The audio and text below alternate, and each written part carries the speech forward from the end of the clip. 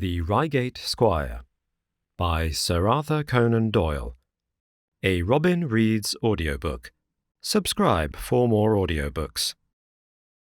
It was some time before the health of my friend, Mr. Sherlock Holmes, recovered from the strain caused by his immense exertions in the spring of '87. The whole question of the Netherlands-Sumatra Company and of the colossal schemes of Baron Maupertuis are too recent in the minds of the public and are too intimately concerned with politics and finance to be fitting subjects for this series of sketches. They led, however, in an indirect fashion, to a singular and complex problem which gave my friend an opportunity of demonstrating the value of a fresh weapon among the many with which he waged his lifelong battle against crime. On referring to my notes, I see that it was upon the 14th of April that I received a telegram from Lyon which informed me that Holmes was lying ill in the Hôtel du Long. Within 24 hours I was in his sick room, and was relieved to find that there was nothing formidable in his symptoms. Even his iron constitution, however, had broken down under the strain of an investigation which had extended over 2 months, during which period he had never worked less than 15 hours a day, and had more than once, as he assured me, kept to his task for 5 days at a stretch. Even the triumphant issue of his labours could not save him from reaction after so terrible an exertion, and at a time when Europe was ringing with his name, and when his room was literally ankle-deep with congratulatory telegrams, I found him a prey to the blackest depression.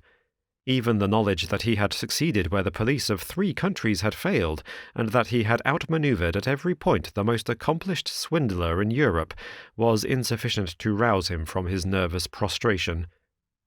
3 days later we were back in Baker Street together, but it was evident that my friend would be much the better for a change, and the thought of a week of springtime in the country was full of attractions to me also. My old friend, Colonel Hayter, who had come under my professional care in Afghanistan, had now taken a house near Reigate in Surrey, and had frequently asked me to come down to him upon a visit. On the last occasion he had remarked that if my friend would only come with me, he would be glad to extend his hospitality to him also. A little diplomacy was needed, but when Holmes understood that the establishment was a bachelor one, and that we would be allowed the fullest freedom, he fell in with my plans, and a week after our return from Lyon we were under the Colonel's roof. Hayter was a fine old soldier who had seen much of the world, and he soon found, as I had expected, that Holmes and he had much in common. On the evening of our arrival, we were sitting in the Colonel's gun-room after dinner, Holmes stretched upon the sofa, while Hayter and I looked over his little armoury of firearms. "By the way," said he suddenly, "I think I'll take one of these pistols upstairs with me in case we have an alarm." "An alarm?" said I. "Yes, we've had a scare in this part lately. Old Acton, who is one of our county magnates, had his house broken into last Monday. No great damage done, but the fellows are still at large." "No clue?" asked Holmes, cocking his eye at the Colonel. "None as yet, but the affair is a petty one of our little country crimes, which must seem too small for your attention, Mr. Holmes, after this great international affair." Holmes waved away the compliment, though his smile showed that it had pleased him. "Was there any feature of interest?" "I fancy not. The thieves ransacked the library and got very little for their pains. The whole place was turned upside down, drawers burst open, and presses ransacked, with the result that an odd volume of Pope's Homer, 2 plated candlesticks, an ivory letter-weight, a small oak barometer, and a ball of twine are all that have vanished." "What an extraordinary assortment!" I exclaimed. "Oh, the fellows evidently grabbed hold of everything they could get." Holmes grunted from the sofa. "The county police ought to make something of that," said he. "Why, it is surely obvious that—" But I held up a warning finger. "You are here for a rest, my dear fellow. For heaven's sake, don't get started on a new problem when your nerves are all in shreds." Holmes shrugged his shoulders with a glance of comic resignation towards the Colonel, and the talk drifted away into less dangerous channels. It was destined, however, that all my professional caution should be wasted, for next morning the problem obtruded itself upon us in such a way that it was impossible to ignore it, and our country visit took a turn which neither of us could have anticipated. We were at breakfast, when the Colonel's butler rushed in with all his propriety shaken out of him. "Have you heard the news, sir?" he gasped. "At the Cunninghams, sir." "Burglary!" cried the Colonel, with his coffee cup in mid-air. "Murder!" The Colonel whistled. "By Jove!" said he. "Who's killed, then?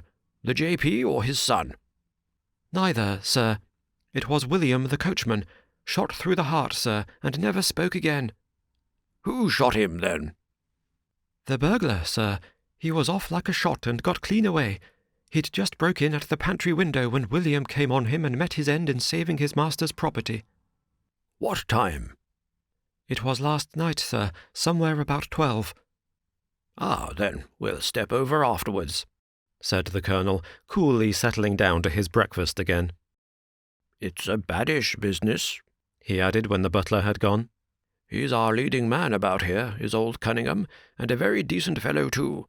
He'll be cut up over this, for the man has been in his service for years, and was a good servant. It's evidently the same villains who broke into Acton's." "And stole that very singular collection," said Holmes thoughtfully. "Precisely." It may prove the simplest matter in the world, but all the same, at first glance, this is just a little curious, is it not? A gang of burglars acting in the country might be expected to vary the scene of their operations, and not to crack 2 cribs in the same district within a few days. When you spoke last night of taking precautions, I remember that it passed through my mind that this was probably the last parish in England to which the thief or thieves would be likely to turn their attention, which shows that I have still much to learn. "I fancy it's some local practitioner," said the Colonel. "In that case, of course, Acton's and Cunningham's are just the places he would go for, since they are far the largest about here." "And richest?" "Well, they ought to be, but they've had a lawsuit for some years which has sucked the blood out of both of them, I fancy. Old Acton has some claim on half Cunningham's estate, and the lawyers have been at it with both hands." "If it's a local villain, there should not be much difficulty in running him down," said Holmes with a yawn. "All right, Watson, I don't intend to meddle." "Inspector Forrester, sir," said the butler, throwing open the door. The official, a smart, keen-faced young fellow, stepped into the room. "Good morning, Colonel," said he. "I hope I don't intrude, but we hear that Mr. Holmes of Baker Street is here." The Colonel waved his hand towards my friend, and the inspector bowed. "We thought that perhaps you would care to step across, Mr. Holmes." "The fates are against you, Watson," said he, laughing. "We were chatting about the matter when you came in, Inspector. Perhaps you can let us have a few details." As he leaned back in his chair in the familiar attitude, I knew that the case was hopeless. "We had no clue in the Acton affair, but here we have plenty to go on, and there's no doubt it is the same party in each case. The man was seen." "Ah." "Yes, sir. But he was off like a deer after the shot that killed poor William Kerwin was fired. Mr. Cunningham saw him from the bedroom window, and Mr. Alec Cunningham saw him from the back passage. It was 11:45 when the alarm broke out. Mr. Cunningham had just got into bed, and Mr. Alec was smoking a pipe in his dressing gown. They both heard William the coachman calling for help, and Mr. Alec ran down to see what was the matter. The back door was open, and as he came to the foot of the stairs he saw 2 men wrestling together outside. One of them fired a shot, the other dropped, and the murderer rushed across the garden and over the hedge. Mr. Cunningham, looking out of his bedroom, saw the fellow as he gained the road, but lost sight of him at once. Mr. Alec stopped to see if he could help the dying man, and so the villain got clean away. Beyond the fact that he was a middle-sized man and dressed in some dark stuff, we have no personal clue. But we are making energetic inquiries, and if he is a stranger, we shall soon find him out." "What was this William doing there? Did he say anything before he died?" "Not a word. He lives at the lodge with his mother, and as he was a very faithful fellow, we imagine that he walked up to the house with the intention of seeing that all was right there. Of course, this Acton business has put everyone on their guard. The robber must have just burst open the door. The lock has been forced when William came upon him." "Did William say anything to his mother before going out?" "She is very old and deaf, and we can get no information from her. The shock has made her half-witted, but I understand that she was never very bright. There is one very important circumstance, however. Look at this." He took a small piece of torn paper from a notebook and spread it out upon his knee. "This was found between the finger and thumb of the dead man. It appears to be a fragment torn from a larger sheet. You will observe that the hour mentioned upon it is the very time at which the poor fellow met his fate. You see that his murderer might have torn the rest of the sheet from him, or he might have taken this fragment from the murderer. It reads almost as though it were an appointment." Holmes took up the scrap of paper, which had written on it, "At 11:45, learn what may be." "Presuming that it is an appointment," continued the inspector, "it is of course a conceivable theory that this William Kirwan, though he had the reputation of being an honest man, may have been in league with the thief. He may have met him there, may even have helped him to break in the door, and then they may have fallen out between themselves." "This writing is of extraordinary interest," said Holmes, who had been examining it with intense concentration. "These are much deeper waters than I had thought." He sank his head upon his hands, while the inspector smiled at the effect which his case had had upon the famous London specialist. "Your last remark," said Holmes presently, "as to the possibility of there being an understanding between the burglar and the servant, and this being a note of appointment from one to the other, is an ingenious and not entirely impossible supposition. But this writing opens up—" He sank his head into his hands again and remained for some minutes in the deepest thought. When he raised his face again, I was surprised to see that his cheek was tinged with colour, and his eyes as bright as before his illness. He sprang to his feet with all his old energy. "I'll tell you what," said he. "I should like to have a quiet little glance into the details of this case. There is something in it which fascinates me extremely. If you will permit me, Colonel, I will leave my friend Watson and you, and I will step round with the inspector to test the truth of one or two little fancies of mine. I will be with you again in half an hour." An hour and a half had elapsed before the inspector returned alone. "Mr. Holmes is walking up and down in the field outside," said he. "He wants us all four to go up to the house together." "To Mr. Cunningham's?" "Yes, sir." "What for?" The inspector shrugged his shoulders. "I don't quite know, sir. Between ourselves, I think Mr. Holmes had not quite got over his illness yet. He's been behaving very queerly, and he is very much excited." "I don't think you need alarm yourself," said I. "I have usually found that there was method in his madness." "Some folks might say there was madness in his method," muttered the inspector. "But he's all on fire to start, Colonel, so we had best go out if you're ready." We found Holmes pacing up and down in the field, his chin sunk upon his breast, and his hands thrust into his trousers pockets. "The matter grows in interest," said he. "Watson, your country trip has been a distinct success. I have had a charming morning." "You have been up to the scene of the crime, I understand?" said the Colonel. "Yes, the inspector and I have made quite a little reconnaissance together." "Any success?" "Well, we have seen some very interesting things. I'll tell you what we did as we walk. First of all, we saw the body of this unfortunate man. He certainly died from a revolver wound, as reported." "Had you doubted it, then?" "Oh, it is as well to test everything. Our inspection was not wasted. We then had an interview with Mr. Cunningham and his son, who were able to point out the exact spot where the murderer had broken through the garden hedge in his flight. That was of great interest." "Naturally." "Then we had a look at this poor fellow's mother. We could get no information from her, however, as she is very old and feeble." "And what is the result of your investigations?" "The conviction that the crime is a very peculiar one. Perhaps our visit now may do something to make it less obscure. I think that we are both agreed, Inspector, that the fragment of paper in the dead man's hand, bearing as it does the very hour of his death written upon it, is of extreme importance." "It should give a clue, Mr. Holmes?" "It does give a clue," Whoever wrote that note was the man who brought William Kirwan out of his bed at that hour. But where is the rest of that sheet of paper?"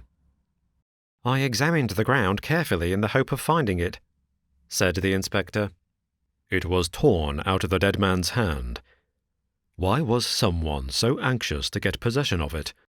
Because it incriminated him. And what would he do with it? Thrust it into his pocket, most likely, never noticing that a corner of it had been left in the grip of the corpse. If we could get the rest of that sheet, it is obvious we should have gone a long way towards solving the mystery." "Yes, but how can we get at the criminal's pocket before we catch the criminal?" Well, it was worth thinking over. Then there is another obvious point. The note was sent to William. The man who wrote it could not have taken it. Otherwise, of course, he might have delivered his own message by word of mouth. Who brought the note, then? Or did it come through the post? "I have made inquiries," said the inspector. "William received a letter by the afternoon post yesterday. The envelope was destroyed by him." "Excellent," cried Holmes, clapping the inspector on the back. "You've seen the postman. It is a pleasure to work with you. Well, here is the lodge, and if you will come up, Colonel, I will show you the scene of the crime." We passed the pretty cottage where the murdered man had lived, and walked up an oak-lined avenue to the fine old Queen Anne house, which bears the date of Malplaquet upon the lintel of the door.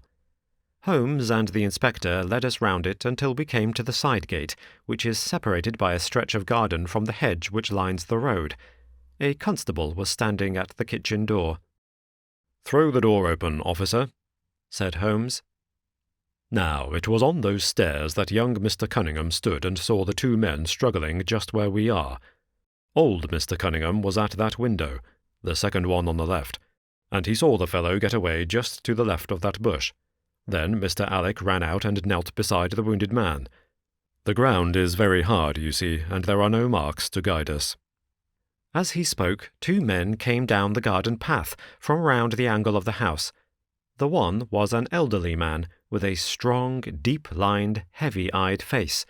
The other a dashing young fellow, whose bright, smiling expression and showy dress were in strange contrast with the business which had brought us there. "Still at it, then?" said he to Holmes. "I thought you Londoners were never at fault. You don't seem to be so very quick, after all." "Ah, you must give us a little time," said Holmes good-humouredly. "You'll want it," said young Alec Cunningham. "Why, I don't see that we have any clue at all." "There's only one," answered the inspector. "We thought that if we could only find—" "Good heavens, Mr. Holmes, what's the matter?" My poor friend's face had suddenly assumed the most dreadful expression. His eyes rolled upwards, his features writhed in agony, and with a suppressed groan he dropped on his face upon the ground.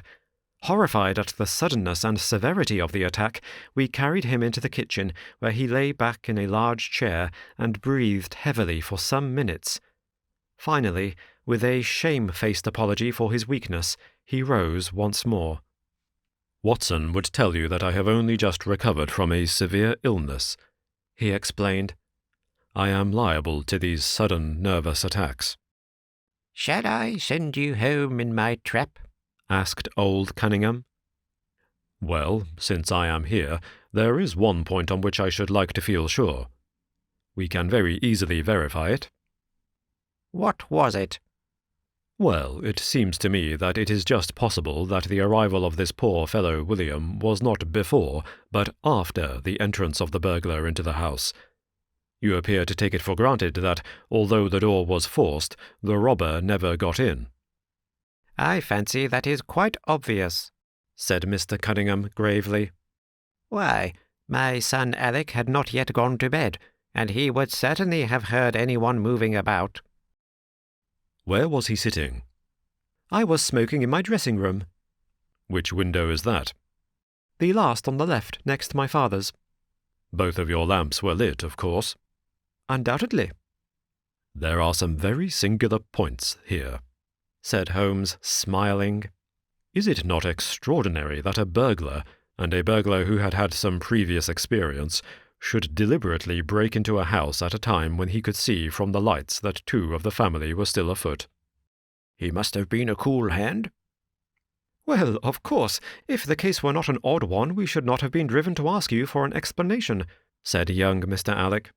But as to your ideas that the man had robbed the house before William tackled him, I think it a most absurd notion. Wouldn't we have found the place disarranged and missed the things which he had taken? It depends on what the things were, said Holmes. You must remember that we are dealing with a burglar who is a very peculiar fellow, and who appears to work on lines of his own. Look, for example, at the queer lot of things which he took from Acton's. What was it? A ball of string, a letter weight, and I don't know what other odds and ends. Well, we are quite in your hands, Mr. Holmes, said old Cunningham. Anything which you or the inspector may suggest will most certainly be done. In the first place, said Holmes, I should like you to offer a reward, coming from yourself, for the officials may take a little time before they would agree upon the sum, and these things cannot be done too promptly. I have jotted down the form here, if you would not mind signing it. £50 was quite enough, I thought. I would willingly give 500, said the J.P., taking the slip of paper and the pencil which Holmes handed to him. This is not quite correct, however, he added, glancing over the document. I wrote it rather hurriedly. You see, you begin, whereas at about 1:45 on Tuesday morning an attempt was made, and so on.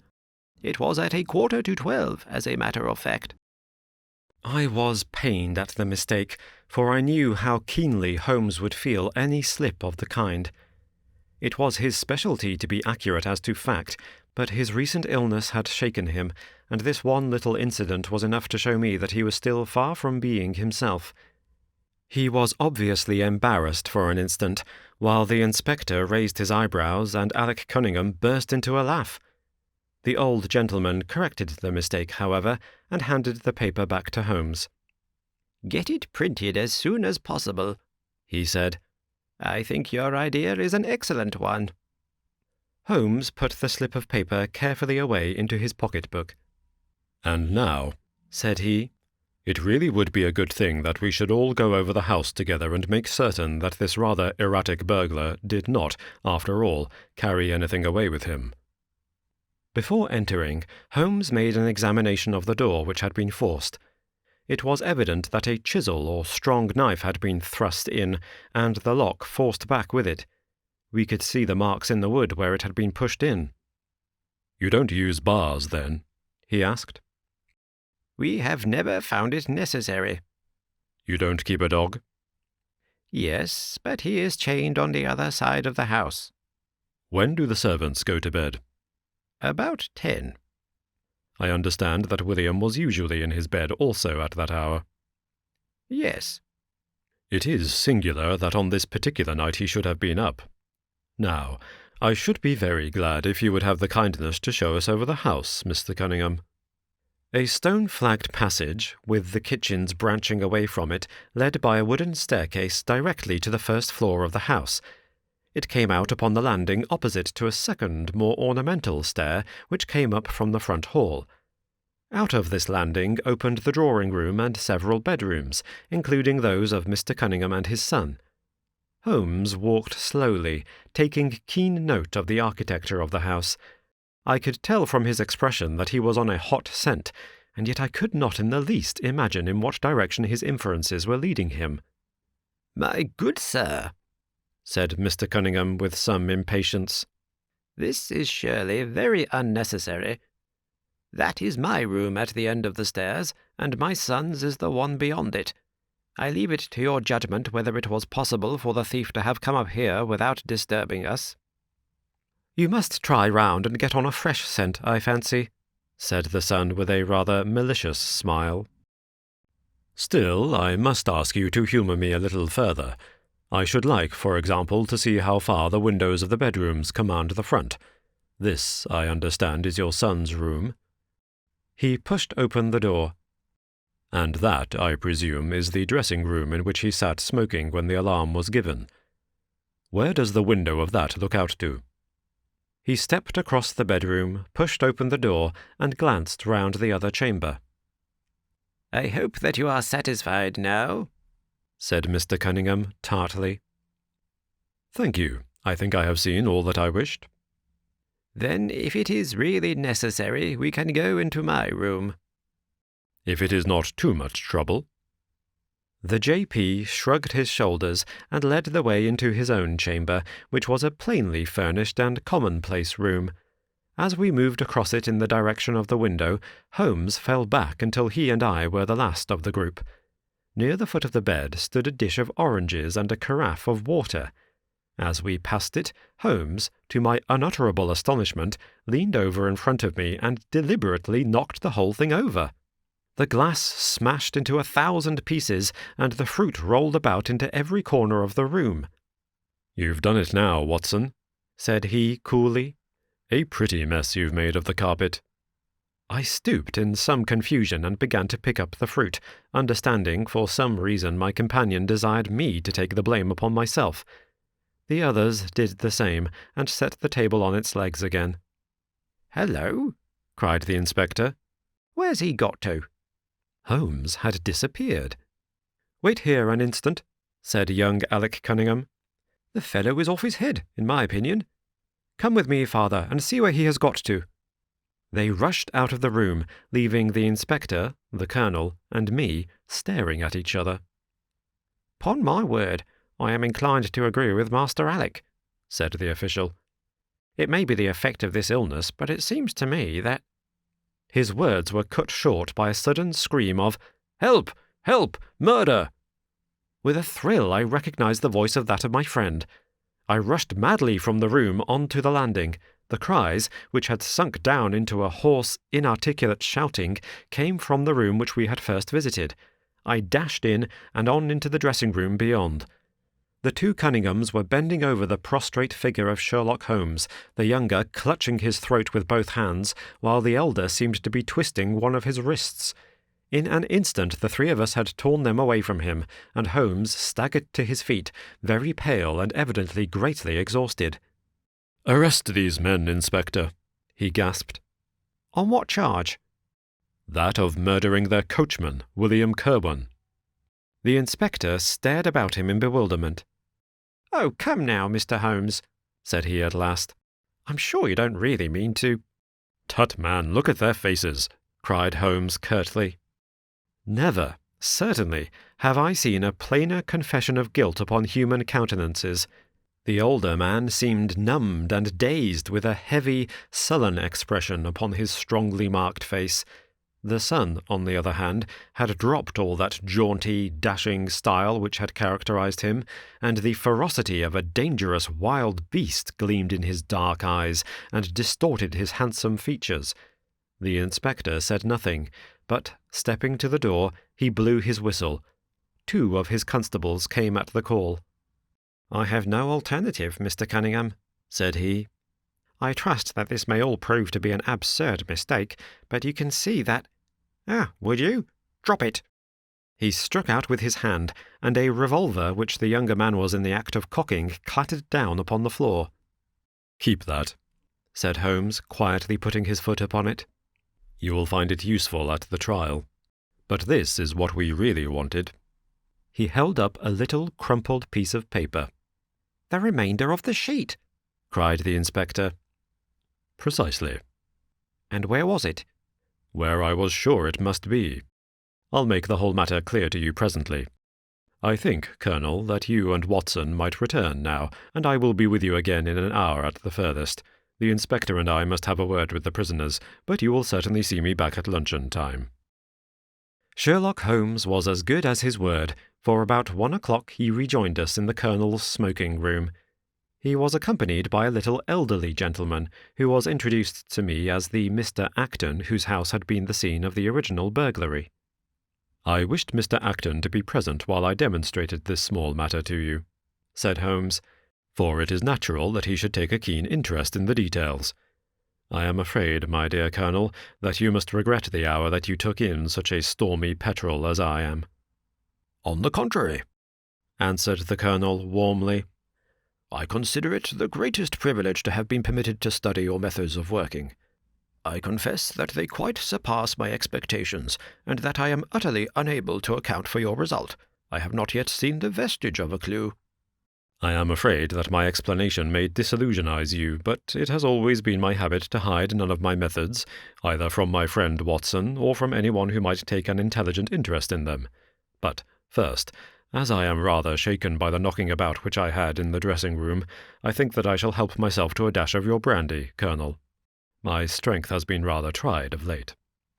I trust that you had no more of those nervous attacks. Sherlock Holmes laughed heartily. We will come to that in its turn, said he. I will lay an account of the case before you in its due order, showing you the various points which guided me in my decision. Pray interrupt me if there is any inference which is not perfectly clear to you. It is of the highest importance in the art of detection to be able to recognize, out of a number of facts, which are incidental and which vital. Otherwise your energy and attention must be dissipated instead of being concentrated. Now, in this case there was not the slightest doubt in my mind from the first that the key of the whole matter must be looked for in the scrap of paper in the dead man's hand. Before going into this, I would draw your attention to the fact that if Alec Cunningham's narrative was correct, and if the assailant, after shooting William Kirwan, had instantly fled, then it obviously could not be he who tore the paper from the dead man's hand. But if it was not he, it must have been Alec Cunningham himself, for by the time that the old man had descended, several servants were upon the scene. The point is a simple one. But the inspector had overlooked it because he had started with the supposition that these county magnates had nothing to do with the matter. Now, I make a point of never having any prejudices, and of following docilely wherever fact may lead me, and so, in the very first stage of the investigation, I found myself looking a little askance at the part which had been played by Mr. Alec Cunningham. And now I made a very careful examination of the corner of paper which the inspector had submitted to us. It was at once clear to me that it formed part of a very remarkable document. Here it is.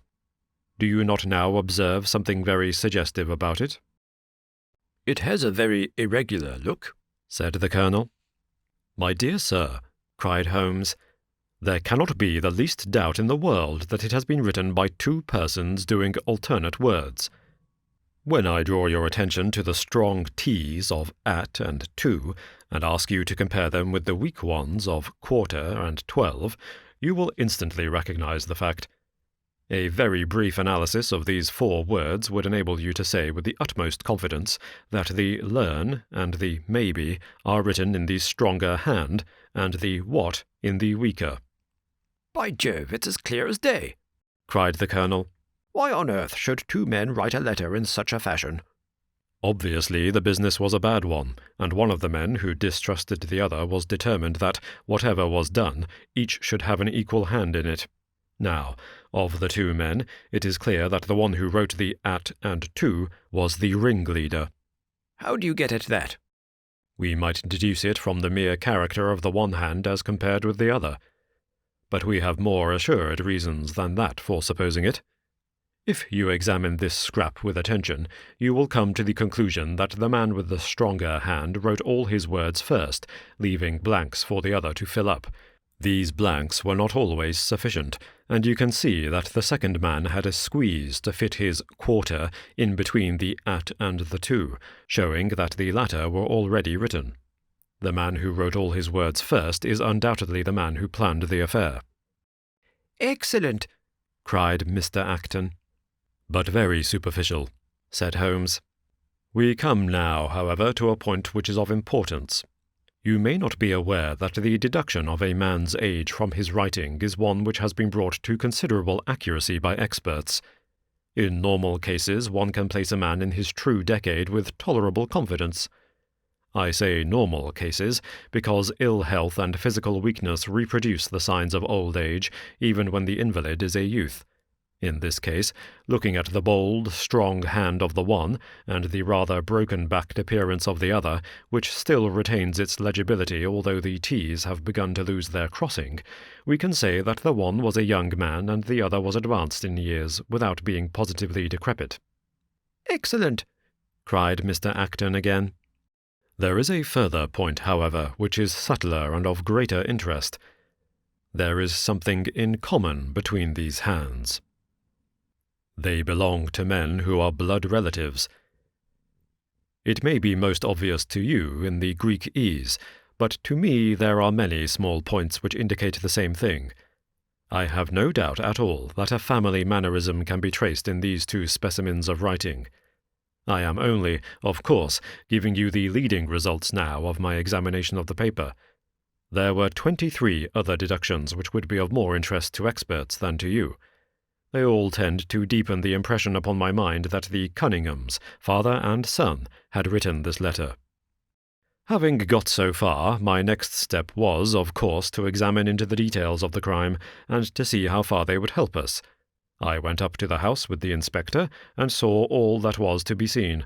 The wound upon the dead man was, as I was able to determine with absolute confidence, fired from a revolver at the distance of something over 4 yards. There was no powder blackening on the clothes. Evidently, therefore, Alec Cunningham had lied when he saw that the two men were struggling when the shot was fired. Again, both father and son agreed as to the place where the man escaped into the road. At that point, however, as it happens, there is a broadish ditch, moist at the bottom. As there were no indications of boot marks about this ditch, I was absolutely sure not only that the Cunninghams had again lied, but that there had never been any unknown man upon the scene at all. And now I have to consider the motive of this singular crime. To get at this, I endeavoured first of all to solve the reason of the original burglary at Mr. Acton's.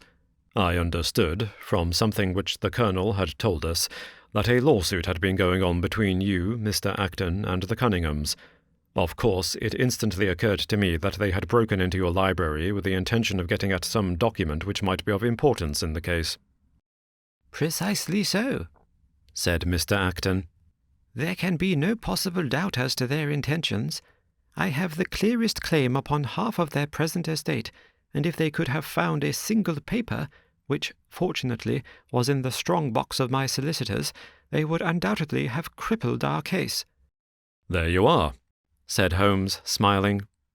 "It was a dangerous, reckless attempt in which I seemed to trace the influence of young Alec. Having found nothing, they tried to divert suspicion by making it appear to be an ordinary burglary, to which end they carried off whatever they could lay their hands upon. That is all clear enough, but there was much that was still obscure. What I wanted above all was to get the missing part of that note. I was certain that Alec had torn it out of the dead man's hand, and almost certain that he must have thrust it into the pocket of his dressing gown. Where else could he have put it? The only question was whether it was still there. It was worth an effort to find out, and for that object we all went up to the house. The Cunninghams joined us, as you doubtless remember, outside the kitchen door. It was, of course, of the very first importance that they should not be reminded of the existence of this paper, otherwise they would naturally destroy it without delay. The inspector was about to tell them the importance which we attached to it, when, by the luckiest chance in the world, I tumbled down in a sort of fit, and so changed the conversation. "Good heavens!" cried the Colonel, laughing. "Do you mean to say all our sympathy was wasted and your fit an imposture?" "Speaking professionally, it was admirably done," cried I, looking in amazement at this man who was forever confounding me with some new phase of his astuteness. "It is an art which is often useful," said he. "When I recovered, I managed, by a device which had perhaps some little merit of ingenuity, to get old Cunningham to write the word 12, so that I might compare it with the 12 upon the paper." "Oh, what an ass I have been!" I exclaimed. "I could see that you were commiserating me over my weakness," said Holmes, laughing. "I was sorry to cause you the sympathetic pain which I know that you felt." We then went upstairs together, and having entered the room and seen the dressing-gown hanging up behind the door, I contrived, by upsetting a table, to engage their attention for the moment, and slipped back to examine the pockets. I had hardly got the paper, however, which was, as I had expected, in one of them, when the two Cunninghams were on me, and would, I verily believe, have murdered me then and there but for your prompt and friendly aid. As it is, I feel that young man's grip on my throat now, and the father has twisted my wrist round in the effort to get the paper out of my hand. They saw that I must know all about it, you see, and the sudden change from absolute security to complete despair made them perfectly desperate. I had a little talk with old Cunningham afterwards as to the motive of the crime. He was tractable enough, though his son was a perfect demon, ready to blow out his own or anybody else's brains if he could have got to his revolver. When Cunningham saw that the case against him was so strong, he lost all heart and made a clean breast of everything. It seems that William had secretly followed his two masters on the night when they made their raid upon Mr. Acton's, and having thus got them into his power, proceeded, under threats of exposure, to levy blackmail upon them. Mr. Alec, however, was a dangerous man to play games of that sort with. It was a stroke of positive genius on his part to see in the burglary scare which was convulsing the countryside an opportunity of plausibly getting rid of the man whom he feared. William was decoyed up and shot, and had they only got the whole of the note and paid a little more attention to detail in the accessories, it is very possible that suspicion might never have been aroused. "And the note?" I asked. Sherlock Holmes placed the subjoined paper before us. It read, "If you will only come round at 11:45 to the East Gate, you will learn what will very much surprise you, and maybe be of the greatest service to you and also to Annie Morrison, but say nothing to anyone upon the matter." "It is very much the sort of thing that I expected," said he. "Of course, we do not yet know what the relations may have been between Alec Cunningham, William Kirwan, and Annie Morrison. The results show that the trap was skilfully baited. I am sure that you cannot fail to be delighted with the traces of heredity shown in the P's and in the tails of the G's. The absence of the I-dots in the old man's writing is also most characteristic.